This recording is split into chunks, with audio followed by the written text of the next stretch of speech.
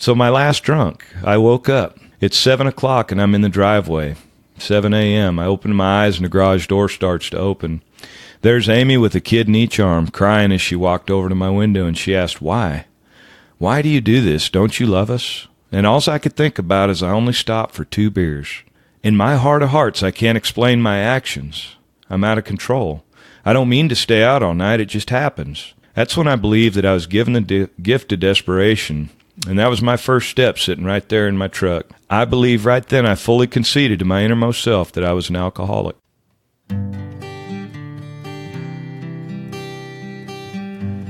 Well, hello, friends of Bill W. and other friends. You have landed on Sober Speak. My name is John M. I am an alcoholic, and we are glad you're all here, especially newcomers. Newcomers, that is, both to recovery as a whole and newcomers to this podcast. Sober Speak is a podcast about recovery centered around the 12 steps of Alcoholics Anonymous. My job here on Sober Speak is simple. My job is to provide a platform to the amazing stories of recovery all around us. Consider Sober Speak, if you will, your meeting between meetings. Please remember, we do not speak for AA or any 12-step community. We represent only ourselves. We are here to share our experience, strength, and hope with those who wish to come along for the ride. Take what you want and leave the rest at the curb for the trash man to pick up. Well, hello there, ladies and gents. That was the voice of Dan G. that you heard at the beginning of this episode, and you will be hearing much more from him in just a moment. But first things first, this episode, the one that you are tuned into right now, is brought to you by Mr. Michael. You know what Michael did? Michael went to our website, soberspeak.com. He clicked on that little donate tab and he made a contribution. Thank you so much, Michael, for helping me to keep the virtual lights on. I sure do appreciate it. And this episode, my friend, is dedicated right to you. All right. So I will be the chairperson for this meeting between meetings, and I am truly honored and privileged to those of you who will be listening in.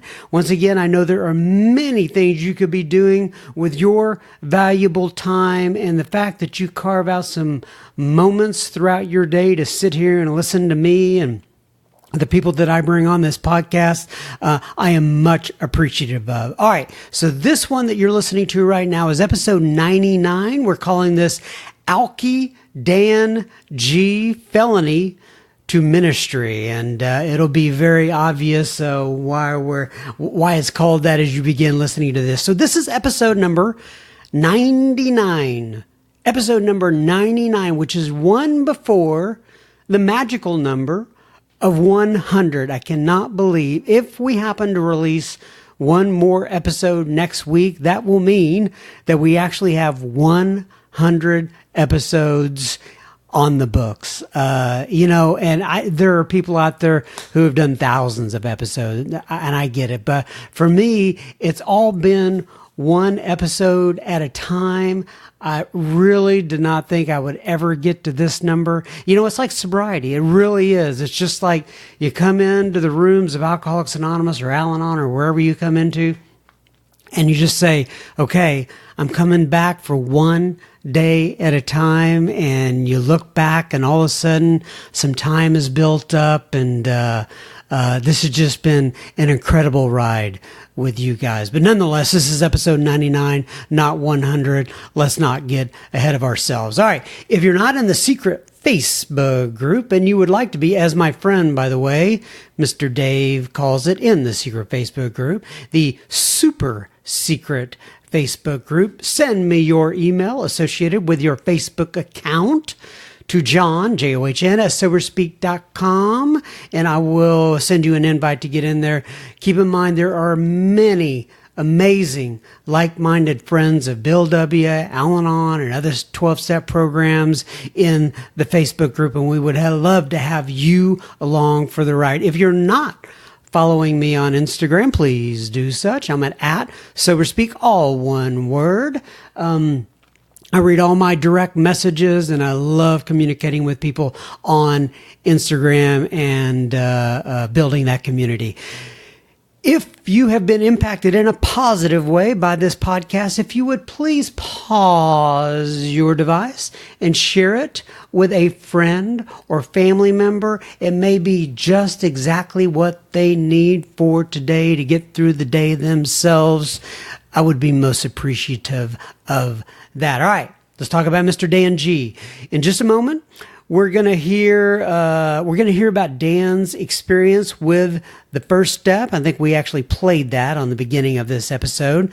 We're gonna talk about Dan's meth habit and the lowly places that it took Dan.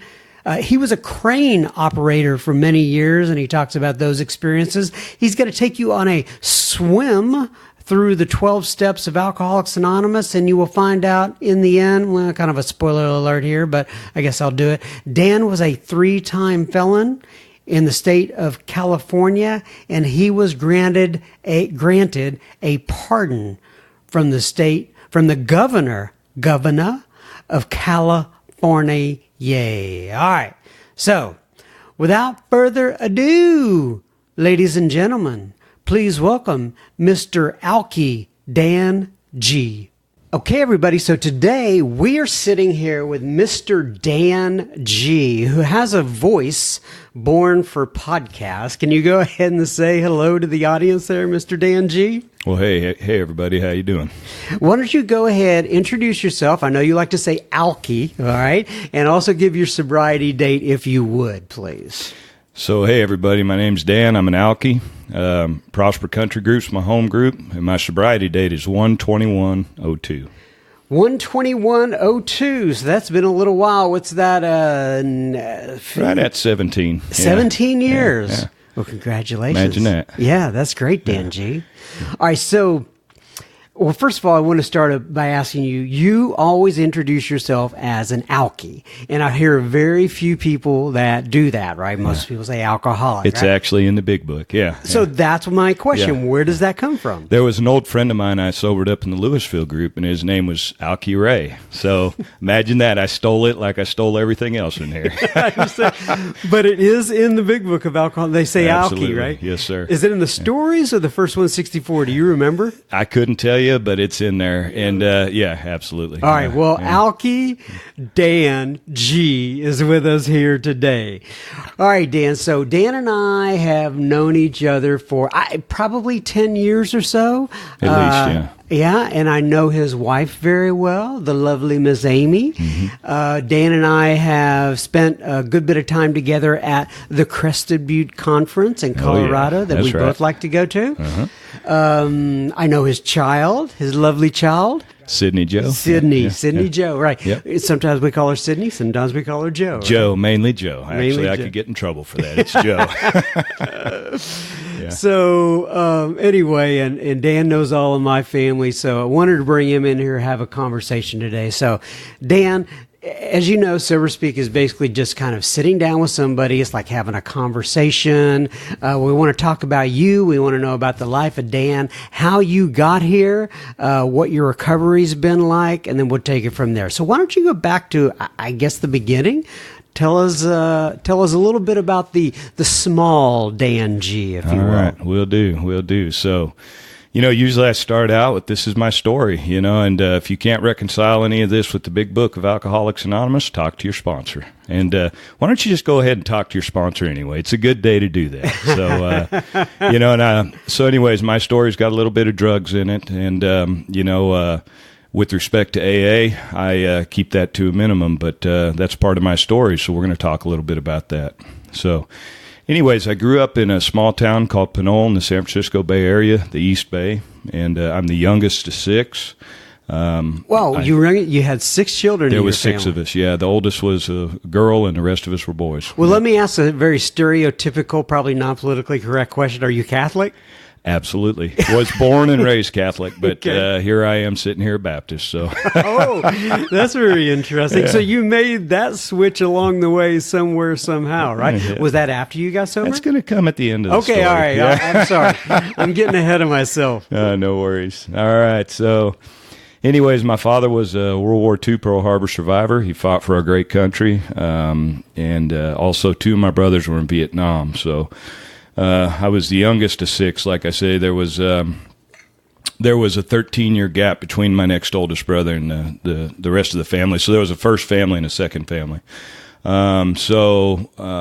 Anyways, my dad was an untreated alcoholic. His father and my grandpa and my great grandpa were also drinkers. I heard a story that my great grandpa froze to death while sitting on a park bench out on the East Coast. Well, did you ever confirm that? I never did. That was just a story I got from my dad, and I wouldn't doubt it. But it does not seem It unfathomable. doesn't seem unfathomable. So no, and I know my grandpa's death certificate. It said he died of acute alcohol poisoning and pneumonia. Really? So, yes. So you didn't see that a lot back then. They would just attribute it to something else. That's right. So he must have been pretty heavy into the sauce. Understood. Right? Yeah. So that makes me a fourth generation, right? Yeah.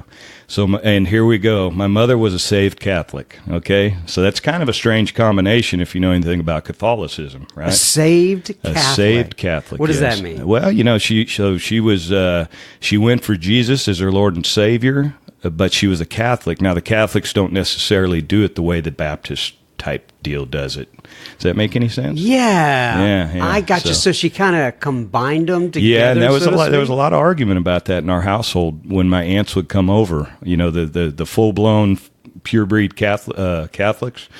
Right. Yeah, they didn't like that very much. So she kind of took on the born again Yes, flavor that's being a absolutely Catholic, yes. right? Yeah, Very yeah, interesting. Yeah, it was, and so that was part of it, and my mother was a very prayerful person, and I believe her prayers carry me and my family to this very day. I really do. She was relentless. So anyways, the way that my family was laid out, there was 4 kids, right? The 13-year gap, my brother Ted, and 2 years later, me. So that means 15 years between me and my next oldest brother. My mom and dad were older and tireder when I came along. That left young Dan poorly supervised. So they had raised their main family, and then they had the 2 kids, right? And then, so we were kind of running rampant. We kind of did what we wanted, right? They were worn out. They done all the discipline with the Absolutely. earlier kids, and now they're like, let them go. So dad was into drinking, and mom was into religion, right? So you could find mom at the church, and dad would be at the bar, right? Very Yeah. interesting. So, anyways, I'd like to make it a point to say that my parents were very good people. They raised me to be a good person. With the exception of my dad's alcoholism, he was still a good man, and he did the best he could. I had everything I needed growing up and some of the stuff that I wanted. So in my neighborhood I grew up in, I was one of the youngest kids. I ended up learning how to lie, cheat, and steal pretty early and to get the things that I wanted. You know, the older kids taught me how to lie, and I was a natural, all right? I just took right to it. It's just a gift from God. Absolutely. Nothing to it. So around this time was the 70s, the hippie era. My older brothers were party guys, and remember the beads and all that, and the incense. You're right. Yeah, so you go downstairs and all that stuff was going on. So anyways, around the time I was about 13, I started picking up alcohol, and I drank alcoholically, and I used drugs like an addict from the gate. I never drank just one beer. It was to get hammered or to get high, way out there. So one time I went over to my brother's house. It was a hot day, and this is when that thing happened. I was sitting with my brother. It was a hot day. We were taking a little break, and he pulled out 2 ice-cold Moosehead beers.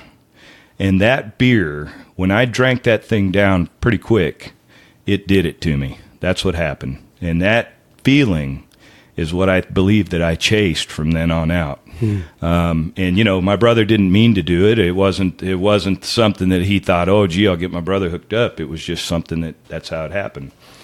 The Moosehead beer. Absolutely. I remember the Canadian lager, that's right? good stuff. Or is that a lager, or is it just a Canadian beer? It was good cold beer that day, and I didn't drink it much after that, but it was high power beer too. Right. So, So anyways, drugs were soon introduced, and I liked getting high for fun on the weekends at first, and then it turned into a pretty good habit. Somewhere around this time is when I met Amy. Okay, I've been with her since high school. We were high school sweethearts running around. Mm-hmm.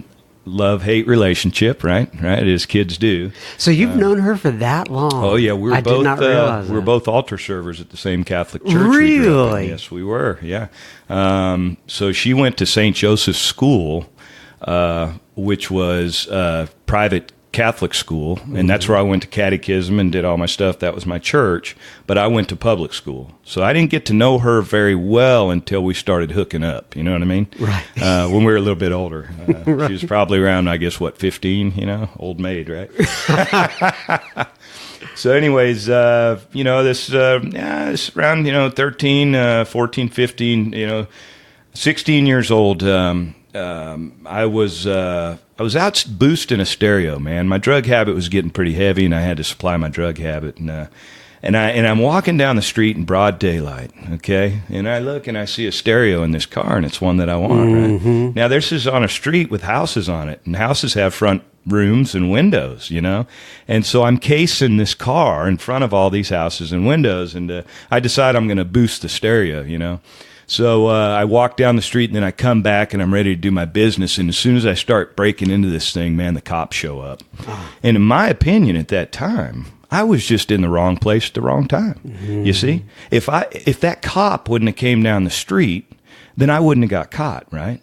So there was this victim mentality that I had. Mm-hmm. And this is something that you're going to hear many times over and over throughout this story, that I thought I was in the wrong place at the wrong time. Okay.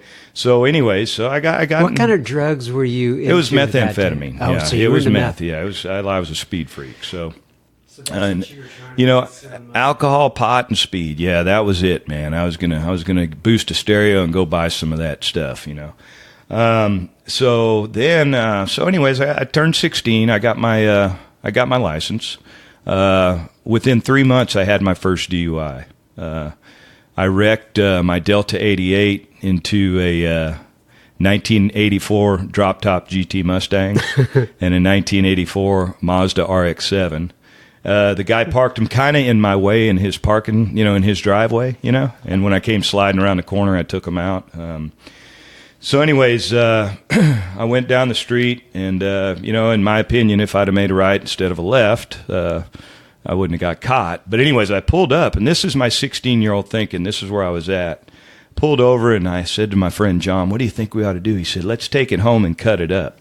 Mm-hmm. We'll cut this thing up, and we'll put the engine in something else. And I said, yeah, great idea. 16-year-old kid. Wow. Can you imagine? Yeah. I can't imagine my kids doing that, Mm-hmm. So we had a plan, and we took off, and sure enough, the cops got us. And once again, if I'd have made a right instead of a left, I probably wouldn't have got caught. It had nothing to do with me being out drunk driving, tearing up the town, causing problems.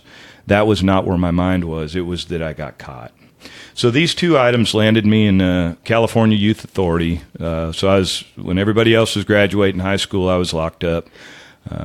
Was anybody else in your family? Had they ever experienced the penal system in California? No, not necessarily. No, I was that guy. So I was the one. So it was all me.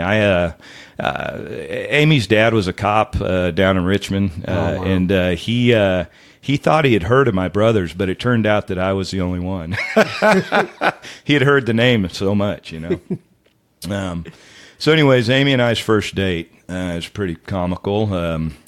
We were out driving around. A friend of ours was driving, and we were drinking. And, How old were you? I think I was probably maybe 16, 17-ish, Yeah. And so Amy and I, we were in the back of the car, and I overdid it. I overshot the mark, and we're driving along and everything's cool and we're on a date. And I said, you guys got to pull over. And they said, what do you mean? I said, pull over right here.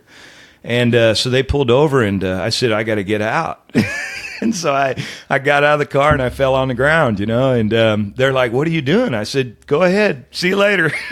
You go on without me, and they're looking at me like I've lost my mind. But hey, I had to puke, right? So there you go. And I think at that point, that's when Amy looked down and she said, "That is the guy for me. That's the one. That's the one right there." So it was pretty good. So anyways, and that's how I did it. I would drink until, and I had somewhere I wanted to get, but I would overshoot the mark, and that's early on.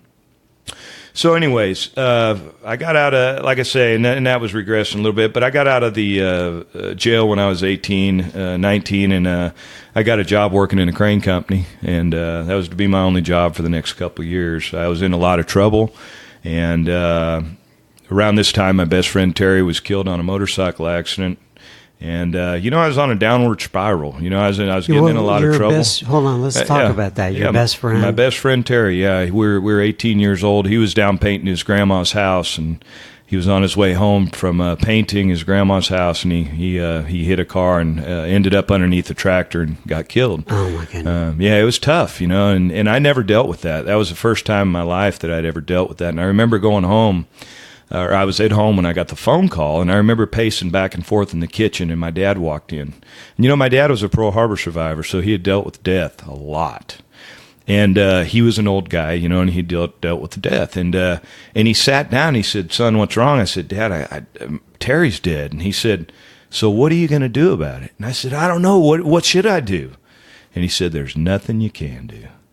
And I'll tell you what, I just, there was something I needed to do, but I couldn't do it. There was just nothing, and it was tough, and right then Terry's mom called me and she said, "I know you were his best friend, and so that was tough, so that was where I was, and I figured, what is life worth? I'm just going to party and run it into the ground, and so that was part of my mindset. So, anyways, live fast, die young. Yeah, right? Yeah, and that's the way I looked at it. So, anyways, I figured there wasn't a whole lot to live for. Meth was my new drug of choice, and I went from a junkie over the next couple of years to learning how to mass produce methamphetamine. So, pot and alcohol were constant companions. Okay, but now I'm in the drug business now. The drug business had a lot of ups and downs. And You're an entrepreneur. Yeah, I was an entrepreneur. Yeah. So let me. How do you mass produce meth? I was never under. It's a complicated process, but there's some stuff to it, and it's a pretty bad deal. It's a mess, and you have to be dedicated to it, and you gotta round up a lot of different chemicals, and it's a pretty horrible process to see how it goes down, and that's just pure poison, man. Yeah. Nothing about it is good. Right. Horrible. But it's quick, easy money for me, and I love that stuff, and it was where I was at, So, like I say, the drug business had a lot of ups and downs, and I started getting busted, shootings, possessions of drugs with guns. And, I graduated to a level of constantly having a gun on me, and people are dying around me. People who are friends for years are killing each other over this stuff. And I'm watching it go on, I'm in the middle of it, and people who are friends for years are killing themselves over drugs. Guys who went to high school together, they're having these falling out and shooting each other. And so, what a dark and evil world that is, and no wonder why they call that devil's dust, right? Mm-hmm. Right? You ever heard that? Mm-hmm. So anyways, Amy and I have this on and off love-hate relationship, right? And I can imagine. So we're in, and we're mixed up, and one time she got mad at me and did a drive-by and shot up my car.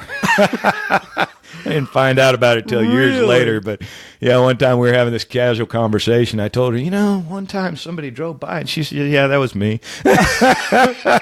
And I go, "Okay, I get it," So we were in love. So she was angry at you. Yes. And she's with another guy driving by, shooting up my car, and. So it's pretty comical. It's comical to look back at, but man, I'll tell you what a sick, mixed up world it is living out there. You know what I mean? Living out there in the middle of that mess, So anyways, we were in love. Then she got pregnant. I decided I wanted to be a part of her and her baby's life. We decided we had to be together, and Taylor G was born, my oldest. She was beautiful, and I started out supporting my family with drug money, I was actually good at making drugs. But the trouble continued, snowballing at this point. A gun on person at all times was mandatory, and now and then I was getting pulled over and the guns were being found. I got busted the good last time with a good big bag of meth and a couple of guns and ammo. I had a fight with the cops, and it didn't go very well for me. Once again, I was a victim. I was in the wrong place at the wrong time, and if they wouldn't have pulled me over, it wouldn't have happened, right? Didn't have anything to do with me using and doing what I was doing. It's beginning to look like prison's inevitable future for me. You know, San Quentin has a cell with my name on it. And, it just seemed that it was my future. When I got busted that last time, my brother who held my money, he wouldn't bail me out of jail. I had a brother who held my money and stuff, and he told me he wasn't helping me out no more. He said, this has gone too far. Then you mean he held your he held, yeah, I would get, like I keep it somewhere safe, you know, and I called him up and I said, hey man, I need some cash to get me out of jail. He said, I'm not doing it. So what do you mean you're not doing it? He said, I'm not doing it. I'm sick and tired of this. You're getting, you know, you're way far out there. You know, you need to get right. You need to stop this. It's insane what you're doing.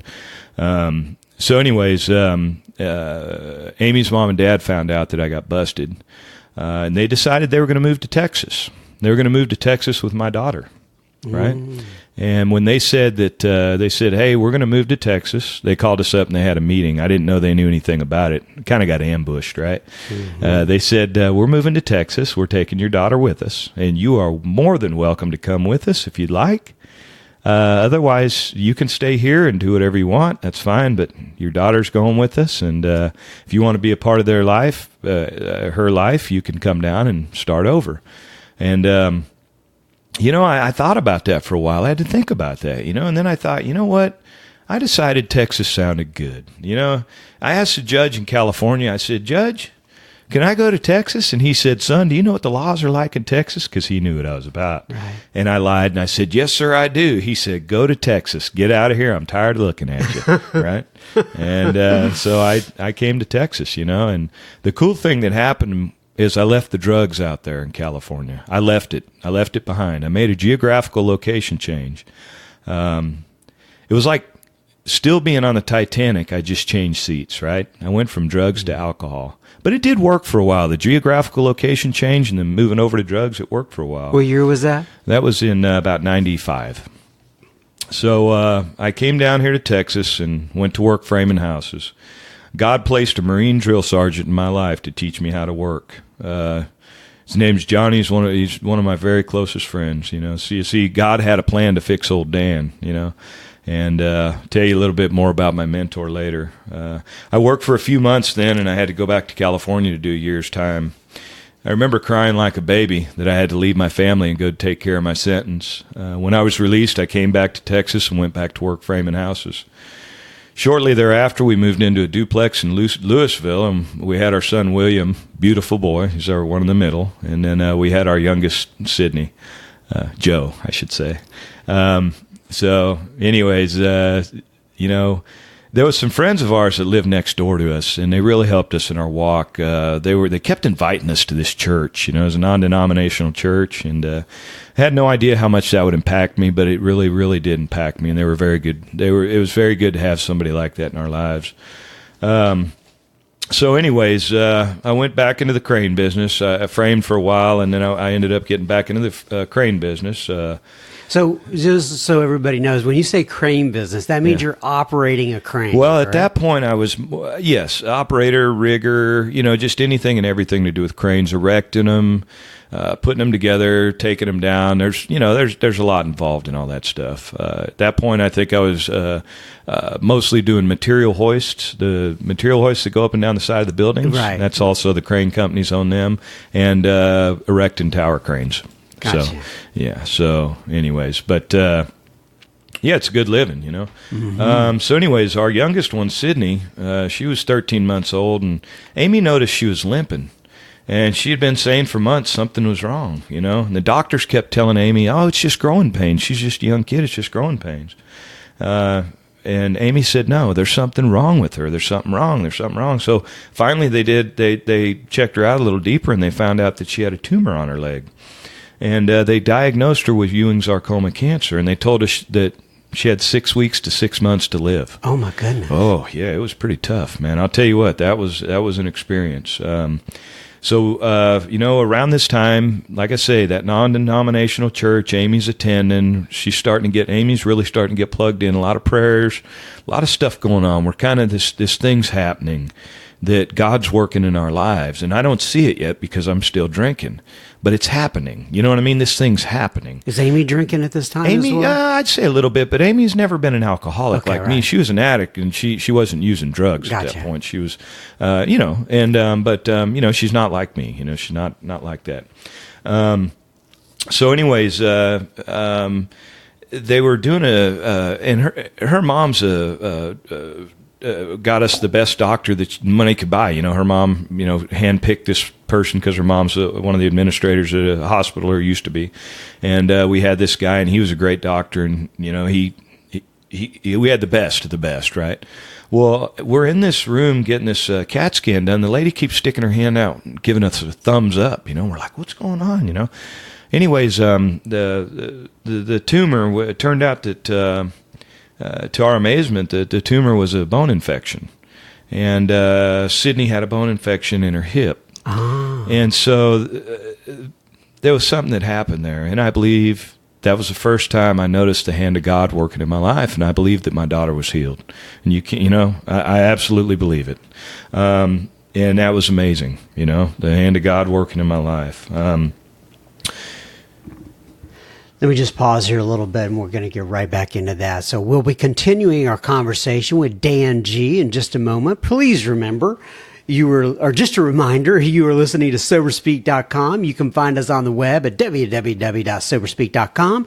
There you can find also the donate button on our website if you wish to use it. And if and only if the Spirit moves you to do such, please keep in mind this is a podcast funded by you, the listener. SoberSpeak is a self-supporting organization. Through our own contributions, we are not allied with any sect, denomination, politics, organization, or institution.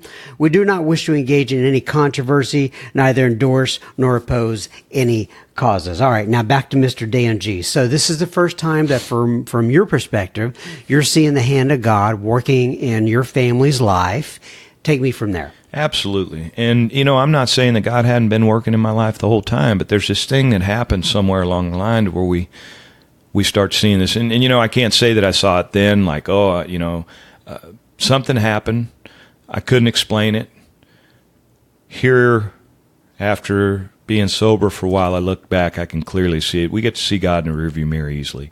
So anyways, I'm still drinking, but another big event happened around that time, and that was 9/11. Mm-hmm. And I remember thinking to myself, God, if you took me right now, I'm not ready. The drinking was getting out of control. I'm staying out a few times a week, a married man with a family. And I had about enough. Amy had about enough, and she threatened to move out to her parents. I figured I'd try out AA. So, and I can say she was encouraging me. Something had to change. So I went to meetings for about 45 days and did not drink. The problem was I didn't get a sponsor. I didn't work the steps. So I was a dry drunk. I was an untreated alcoholic. So was this so this is not 2002 yet, right? This is maybe before 2001, 9/11 okay, happened, so, right? Oh, right yeah, around in there. Okay, yeah. gotcha. Yeah, right around in there. So so I had 45 days. I wasn't working, wasn't sponsored, or wasn't, I was just sitting listening to meetings.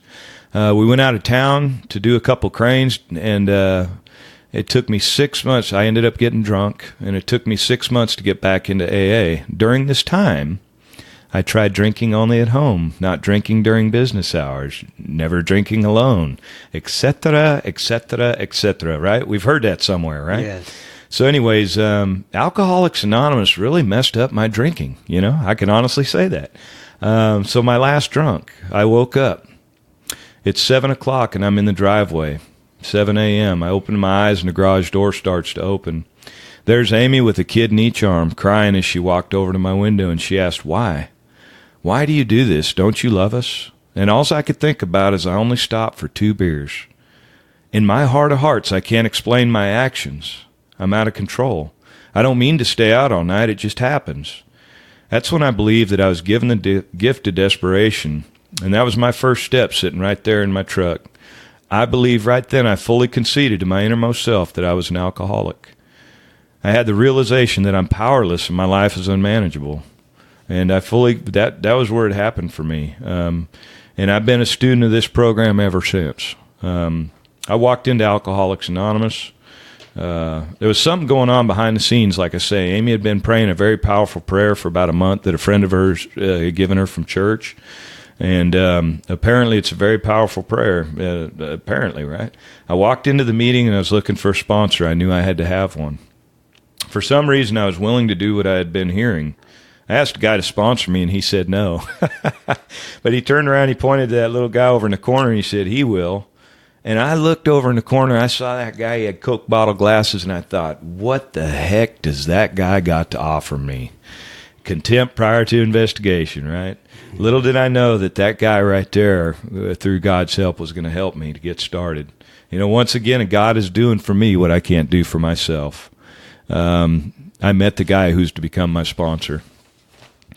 Is that at the Prosper Country Group? Nope, that was down in the Louisville group. Ah, okay. Yeah. So, Jesus Christ, the carpenter, has always been my Lord and Savior. The problem was I had no idea how to have a working relationship with him. The God that I had was way up there in heaven, and I was way down here. The steps of the program brought us together. You see, God's always been right there for me, and I believe working in my life. The problem was I was blind. At this point in my life, I'm ready to change. I've had worse times in my life, but I'm realizing at this point that I'm incapable of doing so on my own, so I have to have help. My sponsor told me to come to meetings daily, and he asked if I was prepared to go to any lengths. He told me he'd remind me of that later, and he did. And the book reminds us of that That's later. That's right. He said we needed to meet for about an hour a week, maybe more. As we started talking and working together through the book, I found that I had a core belief in God, but my thinking was a little off. Like one card short of a full deck, right? That's right. And believe it or not, that's insanity. Right? A few fries short of a full Happy Meal. That's right. One short of a six-pack, right? I thought there was more to it than that. So anyway, step 2, I'm ready to turn my will and my life over to my higher power. This is a major step. I had an idea who God was, but I didn't understand how to have a relationship. My sponsor told me a couple things. He said, there is a God and you're not it. And he's in charge and you're not. Also, what your wife and friends think is none of your business. Mm-hmm. We'll take people at their words and their actions. That's a new way for living for me, I prayed the 3rd step prayer. God, I offer myself to you to build with me and to do with me as you would. Relieve me of bondage self so I better do your will, right? Take away my difficulties, that victory over them would bear witness to those I would help of your love, your power, and your way of life. May I do your will always. At this point, I was starting to feel relief. I was laughing with the fellowship. I was starting to be able to breathe again, man. It was happening. It was working in my life. The next task is a searching and fearless moral inventory. It took me about a month or so to get started. I kept asking what that 4th column was, and he said, it's your part. I wrote my life story, defects, ups and downs, the battles, the information poured out. When I was finished, I called him up and I said I was ready. We met together and talked for a couple hours, step 5. He told me he felt hand of God in the room. And I thought it was funny he would say that. I really did. I didn't get it, But during the next week or so, this thing happened. It was, this peace and this freedom came about, And so anyways, now I became willing and prayed for more willingness to have God remove my defects of character. It says in step 6 that this step separates the men from the boys. It gives me a goal in my life, walking in the image and likeness of my Creator. And I love that. And it's a purpose-driven life. I have a goal, I have a goal now, I humbly asked him to remove my shortcomings. And if you look at steps 6 and 7, they're asking for him to do what I can't do for myself, right? We're asking him to do that. And him to help me identify my defects of character. If I don't know what's wrong with me, I can't fix it, right? I can't have it. I can't work towards it. So that's what step 6 and 7 does. Very short line in the big book, but there's a lot of information, so that's a good one. So anyways, then I start off with my amends list, step 8. Some of those I thought I was going to be making amends for, some shootings, some bad drug deals, past relationships due to being a drug dealer, right? And the first thing we did is split that list right down the middle, into two lists: normal relationships and drug-related sick relationships. And those I would be willing and prepared to make amends if I could in the future. But right now we're going to stick to the ones that were healthy, right? So we started with that. And, good generalship's required. One thing I was not allowed to do when I was doing my cards and getting ready to do that is I couldn't say I was sorry. He said, they know you're sorry. We're going to apologize, and we're going to show through our actions that we're living differently. So anyways, I had to use other words, and I had to stick to the script. Only bringing up harms that I had done and informing them of the reason why I was doing this, because I'm an alcoholic, and if I don't come clean, I may drink again. The amends process is a very healing tool done correctly. Now I feel right with the world and the people in it. Step 10, when wrong, promptly admitted it. I'm sorry. My sponsor told me that if I had problems during the day to call him, and I had lots of problems, lots of days. So I found I was my own worst enemy. I would poke fun at people, character assassinate, and basically talk trash, right? I was real good at it. So I had to change this old way of behavior. I can't do that stuff anymore, I would have a daily 10 o'clock blowout. I would call Dave. I'd tell him what these buttheads are doing to me. And he would tell me where I was wrong, And where's the love, man? Yeah, I need a little seem bit. Right. No, it doesn't. And he was honestly telling me what I didn't want to hear. I wanted somebody to side with me. But he didn't play that, and that's what the sponsorship role is. We have friendships, we have sponsorships. Sponsorship always trumps the friendship, right?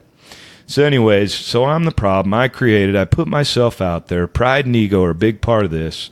I had to stop doing and saying these things, being the big shot. I was tired of making immediate amends, and I also sobered up working, the people I worked with that I drank with, I sobered up in that environment. So it can be done. Imagine that. Right. So anyway, slowly I'm learning how to act and react with the world. This is a new way of living for me. And step 11. So now I'm improving my relationship with God, learning prayer and meditation, and it's a constant thing in my life, growing and improving, okay? I love my God with all my heart, all my soul, and all my mind, but maybe I don't always act like it, right? But he doesn't change. He's always faithful and forgiving, So step 12, having had a spiritual awakening as a result of these steps, we tried to carry this message and practice these principles in all my affairs. Since this time I've sobered up, I've had multiple spiritual experiences. Sometimes it's an event, a realization. Sometimes it's weeks will be tied together with peace and joy. I've heard a small, still voice. I've been granted a glimpse into unexplainable peace. As soon as I realize it, it's gone. So I'm just one of God's kids, right? I'm nobody special. I'm a family member. And, so a couple things happened once I sobered up. Amy and I and our oldest one got baptized. It was real cool together. I'm in a couple different 12-step recovery programs that I help out with, but AA is my primary go-to, and I'll tell you what, it's all in, and it doesn't contradict anything with my religion, my relationship. So I'm involved in a great church also. I've been there since 2005. The kids are doing very well. We've had an opportunity to build a couple new homes. I've actually been granted, I was a 3-time felon. I've been granted a pardon from the governor of the state of California, so I'm no longer a 3-time felon. It's a long process, Alcoholics Anonymous, the people in it. I actually went and heard a guy up in Crested Butte, our place, right, Lyle P. a few years ago, and he talked about that he had gotten a presidential pardon. I heard that from the podium, and I thought, what, if he can do it, maybe I can do it. So I started working on it. Well, guess what? A few years later, I got a pardon. Really? Yeah. Is that Mr. Jerry Brown? It would be Mr. Moonbeam himself. Yeah. Yes, sir. So he hooked me up, and there's no reason for that. There was 14,000 people that applied that year, and it had been 2 years before, so I don't know how many people I was in the mix with. but me and 92 other people that year got a pardon. Wow, Dan. And there was a guy, you probably don't know him. Maybe you do know him. Robert Downing Jr. I don't know. You know, they mentioned his name in the paper. They didn't mention my name, but he was one of the guys on the list. You know, I think they just had a misprint, forgot to mention me, right? Right. But anyways, so that was pretty cool. You know, so I'm no longer a felon, and you know, like I say, at Lyle P. and hearing guys get up and tell their story from the podium, it means so much, you know. And one thing I didn't mention is back when I was 18, when I was locked up at the Boys Ranch, there was some people who brought a meeting in there. And I'll tell you what, I never forgot. I don't know what I read. I read some literature, but they brought a meeting, and I always knew from that point forward that there was something there for me, that there was recovery out there. So don't ever think that the meetings that you're bringing somewhere aren't helping if it doesn't happen immediately. This is years down the road, and this is a reflection on it. So anyways, like I say, life has been great. You know, I'm up there at the little Prosper Country group, and man, our group is just flourishing. A lot of great people in there that I get to hang out with, and it's just been it's been great. You know, last couple of years, you know, we've lost a few great people in this program. You know, George C., Don D., you know, and you know, they died sober. You know, and that's really cool. You know, and you know, Don D., I always like to tell this story because Don D., he's a good friend of mine, an old timer from up in Prosper, and he passed away last year. But we were saying this the Lord's Prayer at the end of the meeting, and at the end of the meeting, there's a pole he was leaning up against. That's important too. He says, "I got it," and it was like, "What?" And he says, "Forgiveness, man. It just dawned on me." I said, "Well, what's that?" He says, "Well, the woman who killed my son." He said, "I realized that I need to forgive her." And this is a guy who had, 30-something years of sobriety, who it just happened just there, just like that, just one random day in a meeting. And it was beautiful. And Don D. shared that story. So I share that story every chance I get because Don D. was very important to me, a great guy. George, George, he was something. George was a mess, right? Right. And for those listening, his name is George Clark. We can say his last name because he's passed on to the big meeting in the sky now. Yeah. A little over a year ago or so, he was up on a ladder doing some construction work, and that ladder fell, and he was a real, just a staple. He was. How do you put it? He was an icon around here, man. Yeah, that's it. Yeah. What else can we say? We wouldn't tell him that, but yeah. Right. Yeah. But a great guy, and these guys, George was so dedicated to this program, and so dedicated in his lineage of sponsee guys. They're dedicated, man. They're one, and they're whole, and some stuff, you get to see from hanging out here. It's pretty cool, And Dan, one of the things that I get a lot of there's a lot of people who reach out to me on Instagram and via email and other forms and fashions, and I never know exactly what to say to them, but one of the main challenges they have is selecting a sponsor, and, dealing with a sponsor. And I know you sponsor a lot of guys now. You have sponsored a lot of guys throughout the years. You've done a lot of good work in that arena. So just talk to those people a little bit about sponsorship and, how you went through any guidelines that you want to offer in that arena. Well, I would say now that to me, I've noticed lately, a lot of these younger guys who come in here and they got some time, a year or two, man, they just freshly been through the steps. So for these people walking in, it seems like they want to levitate towards the old timer. Oh, that guy, he's like a guru or something. Well, I got news for you. We're not gurus. Yes, and trust me, I'm not a guru. But I will tell you this. Them guys, them newer guys who are on fire, jump in there with them, man. And do the deal. Sponsorship is not a marriage, okay? It is one beggar showing another beggar where to find crumbs, right? That's right. And that's what it is, man. And I don't suggest just running through a bunch of sponsors, but try a guy out, take a chance on him, and do it. Get in there and do the deal. Work through these steps. and it's a life-changing event. Don't get too hung up on that. I think people, they want to find the perfect person, perfect one. And I don't think I can tell you this: the perfect person is not out there. There's only one perfect, and he's up above, and that's our Lord. So. One more thing is I also just this last week got my minister's license. So now I'm a Baptist minister. Well, congratulations. Imagine that. So my from felon to minister. Imagine that. I guess stranger things have happened, right? That's right, but not much stranger. Yeah. I mean, that's absolutely fantastic, man. You've come a long way, my friend. Yeah. Blessings to you, blessings to your family. Continued good work. I've enjoyed our time together. I'm really glad we're going to be able to share your experience, strength, and hope with the Sober Speak audience here. And what I'm going to do real quick is close us out with page 164, my friend. Well, thank you for having me, John. I really enjoyed it, and thank you. And it's a pleasure and an honor to be here. And thank you. You're quite welcome, Dan. I'm so glad you could come by. All right, page 164 says, abandon yourself to God as you understand God. Admit your faults to Him and to your fellows. Clear away the wreckage of your past. Give freely of what you find and join us.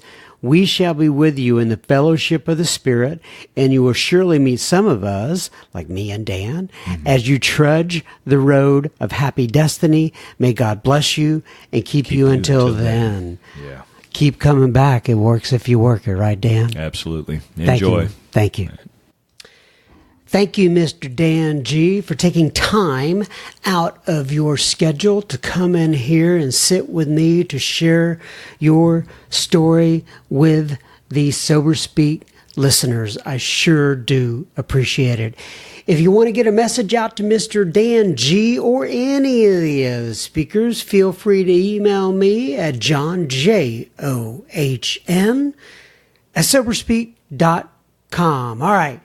Now, on to a little bit of listener de la feedback. Or would that be feedback de la listener? I'm not real sure, but I'm trying to kind of, mix Spanish and English up there. I guess they call that Spanglish. Nonetheless, I wanted to start this with a quote from Mr. Steve R. in the Facebook group. And Steve R., some of you, I'm sure a lot of you have heard me talk about him before. He posts in our secret Facebook group a daily reflections type of thing, almost every day. He takes a quote from the Big Book, and then he follows it up with some commentary. And Steve R. says... This is a quote from the Big Book, page 93. To be vital, faith must be accompanied by self-sacrifice and unselfish constructive action. Page 93. Let me read that again.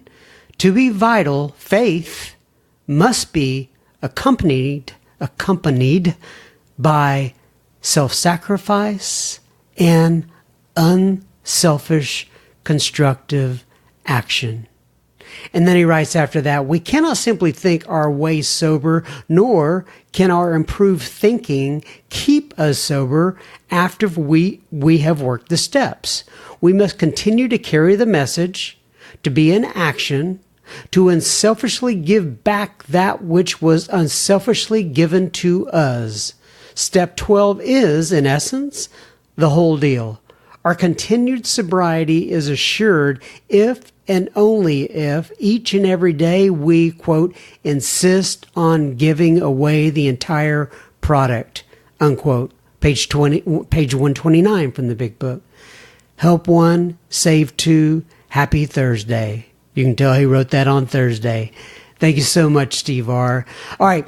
So, in regards to the previous episode, which was Bob S. Part 2, episode number 98, Bridget writes in and she says, wow, 1, 2, 3, 4, 5 exclamation points.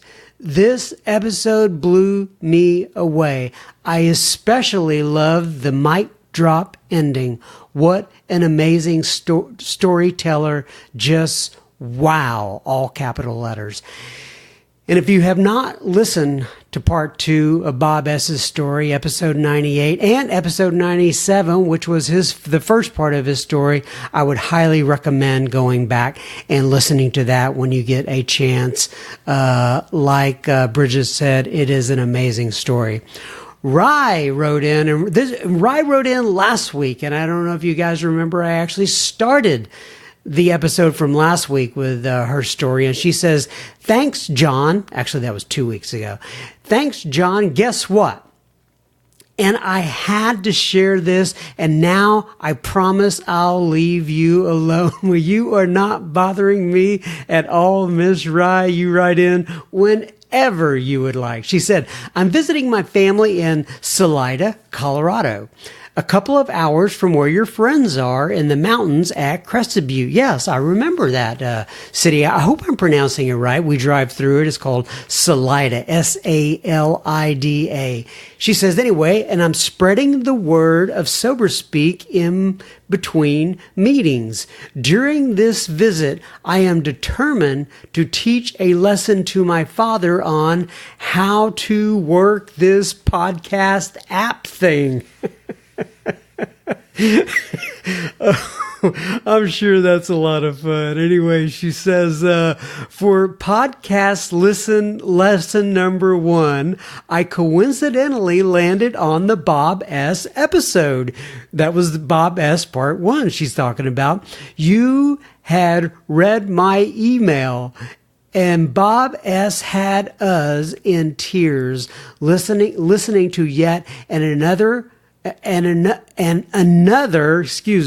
incredible recovery journey share.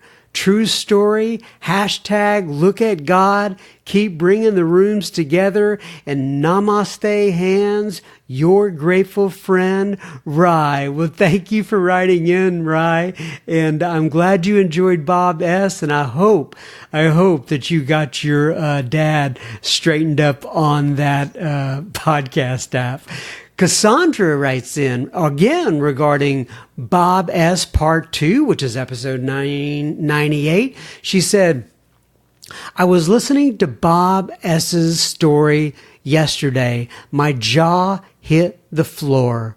I immediately started to cry, just tears of disbelief and awe, because I know that couldn't have happened without the work of God. I agree, Miss Cassandra. She says a much needed release after a hard week of work too, but it just blew me away totally. I get it, and I'm so fortunate that I get to sit across the table from some of these wonderful stories of recovery, and thank you for writing in, Cassandra. Chris C. writes in, and Chris says, can you add me to the secret Facebook group? Of course we can, Chris. Also, it is Brenda J. Is that Brenda J. who will be featured at the next Sober Speak Live event on December 6th in Frisco? Well, yes, it is, Chris. He says, she is delightful. Her story brought tears to my eyes in a good way, exclamation point. In particular, the piece about her having reached a place in her journey where her relationship, a loving God of her understanding, is all that she needs to be content. Very well put by Miss Brenda, and I'm glad you caught that, Mr. Chris. This anecdote reminded me of a good friend who sadly recently succumbed to pancreatic cancer. He shared with me that once his desire to reach such a place and he felt that he was nearing that destination, he understood that such a freedom from want and desire could truly be considered enlightenment. I had not spoken to him in a few years when I learned of his recent death, but something tells me that he arrived at the place before his death at that place before his death and is now in a better place, free of suffering. What a great reminder from Miss Brenda J. of this, quote, great fact. Well, thank you, Chris, for writing in with that. And then he says, the central fact of our, and he's quoting page 39 from the big book here. He says, the central fact of our lives today is the absolute certainty that our Creator has entered into our hearts and lives in a way which is indeed miraculous. Once again, page 39 from the big book, Chris C. Thanks for writing that in. Sorry to hear about your friend, Chris, but I do believe the same thing for what it's worth. Jason F. writes in from Canada, the Great White North, and he says, hi, John. I love your podcast, and I look forward to listening while I walk my dogs. I love to know what people are doing when they're listening to the podcast, and I'm glad that you and your dogs are having a good time while you are listening to my podcast. Nonetheless, I enjoy listening to your interviews with your guests. You have a gracious and humble interview style, and that does not interfere with the guest's narrative. I am interested in hearing your story, and I bet more listeners would be interested as well. Are there any recordings of you speaking or perhaps having the tables turned and being interviewed by someone else? Please sign me up for the super secret Facebook group, and thank you for your service. Regards, Jason F. from Canada. I'm sorry. I'm trying hard to do something Canadian at the last second, and I'm screwing up royally. Nonetheless, but by the way, when you say super secret Facebook group, I absolutely love that. But I want to let you know I'm not the one that came up with that. Our friend Dave, actually in the super secret Facebook group, called it that one day, and I'm so thankful that he did. And in regards to me and having the tables turned on me and interviewed me, and I emailed you back and I told you this, but for whatever reason, I have just not been comfortable. It's not that I'm ashamed of my story or don't want to tell it or anything like that, but it's just weird for me to have my podcast, have someone interview me and say, hey, here's about me. And I have been interviewed on several other podcasts, and I've been recorded before. And I kind of told you where to find those things. But if somebody's really curious about that, just write to me and I'll let you know. But it's not all that interesting. Anyway, Jason K writes in, not Jason F, but Jason K. And he says, hello, John. My name is Jason K. I'm a recovering alcoholic with 1,600 consecutive days of sobriety, though I still consider myself a newcomer as I am always learning more and more each day. Amen, Brother Jason. I'm a member of the 1,500 group in Houston, Texas, and I was told about your podcast from some group members. You're pretty popular down here in Houston. So I'm just thinking about this. So when you had 1,500 days. I know you have 1,600 days now, but when you had 1,500 days and you go into your group, the 1,500 group in Houston, Texas, and say, I have 1,500 days, is it like an extra celebration because the numbers match up? I'm going off track again, but I just thought of that. Anyway, he says, Jason K says, I love the podcast, the speakers, and the fact that it feels like I'm listening to a friend. Oh, I'm so glad to know that. I would love to be added to the Facebook group, and my email is such and such. A huge thank you for doing what you do with the podcast. You keep them coming, and I'll keep listening. Well, that is a deal, Mr. Jason K. Take care, and God bless you, John. Jason, sent from my iPhone X. I probably don't need to add that part on there, but I don't know. Is there sent from my iPhone X? But I just went ahead and did it. Anyway, Katie G writes in and she says, hi, John. I have been receiving the transitions daily for a while, but one day I was behind on meetings and found myself slipping.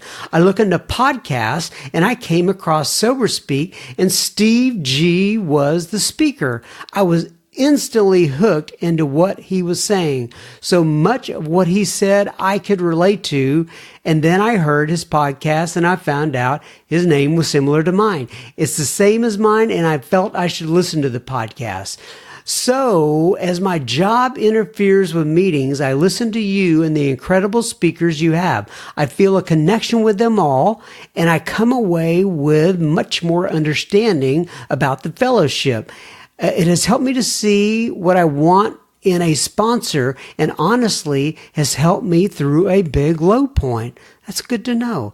Now on to my story. I'm 38 years old and a mother of two, a long, saddened line of alcoholics with a childhood riddled in an abusive nature.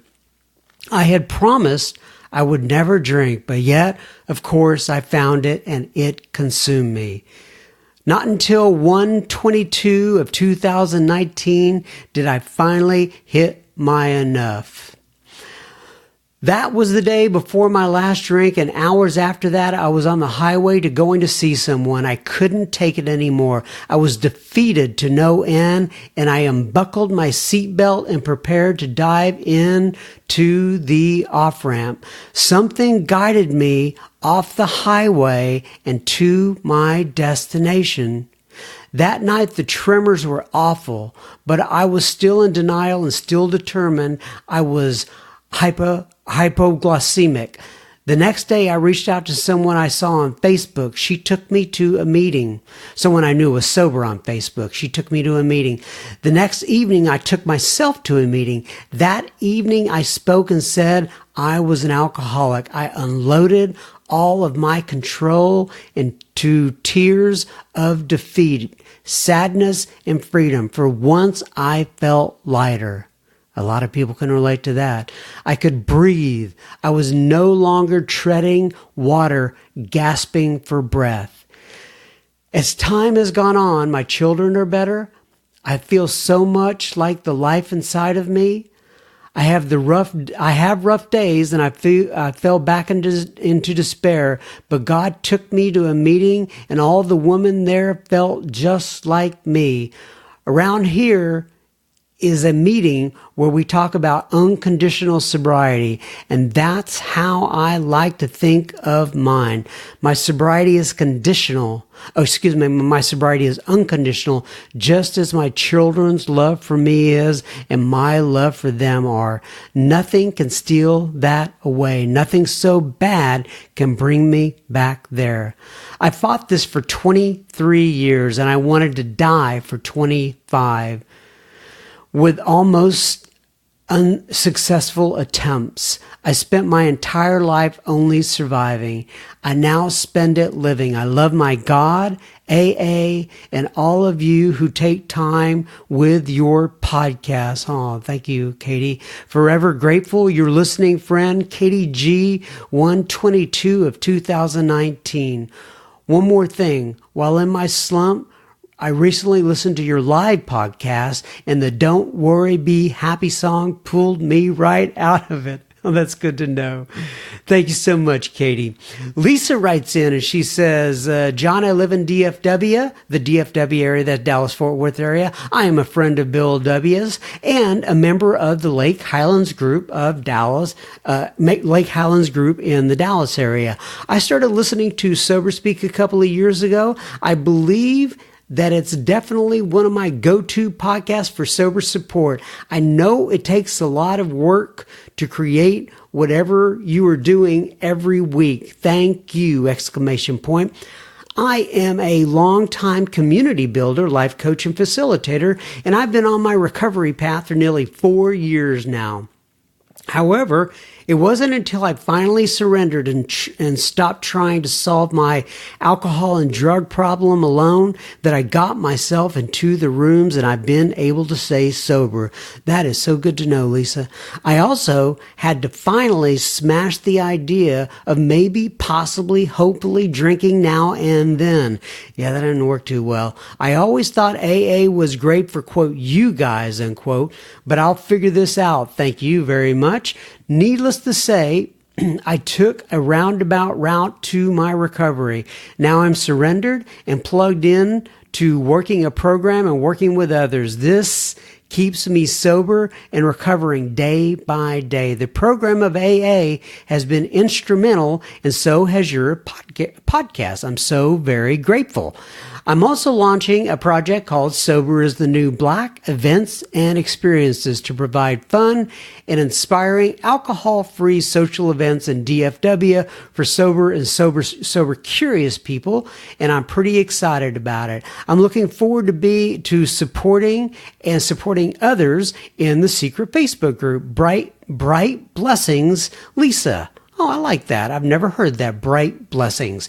And if anybody wants to know something about the Sober is the New Black events and experiences, I think you can look it up for Facebook, or if you need to write into me and let me know, I'm glad to hook you up with Lisa. Okay, Alex R. writes in and he says, "Hi, John. My name is Alex R. Sobriety at 8 is July 7th of 2012, and I live in Temecula, California. My home group is the Robbers Roost in Vista, California." I wonder how that name came about. Nonetheless, I have 7 years of sobriety and have struggled the last 3 or 4 years with staying connected with my higher power and staying active in recovery, meaning doing my readings and praying in the morning. I have been on my own, and we all know that leads to disaster with everything around us. I have 4 kids and a wife who have walked on eggshells in the past 3 years due to me putting AA second. After conversing with my sponsor and taking a more proactive role in recovery, in other words, doing my readings and praying and doing more AA stuff with my free time, I have managed to regain the connection with God and AA again. I have an hour-plus commute to and from work, and I decided I needed to listen to recovery during that time. My son suggested I find something on a podcast, and I stumbled across Sober Speak. And the first episode I listened to was with Gary K. And wow, all capital letters, I was sold, and I have been listening ever since. Thank you. This is truly my meeting between meetings. If you could add me to the super secret Facebook group, I sure would appreciate it. Sincerely, Alex R. Well, we got you in that super secret Facebook group, and thank you for writing in, and thank you for being vulnerable about your life there, Alex. I'd sure do appreciate it. Dylan writes in, and this is last but not least. Dylan writes in, and Dylan says, oh, I'm sorry, I lost it. My name is Dylan L. I am an alcoholic and an addict. I am currently 46 days sober. My sponsor actually sent me Gary K's podcast, and I fell in love with the message and the podcast. I'm a recently separated father of 3 kids. I am a haul truck operator up at Detour Gold Mine site up in northern Ontario, Canada. I run a 795 haul truck, which is one of the largest haul trucks on the planet. I am currently using Gary's podcast to get a real good grasp of step 3 so I can hammer out my moral inventory. I want this new life.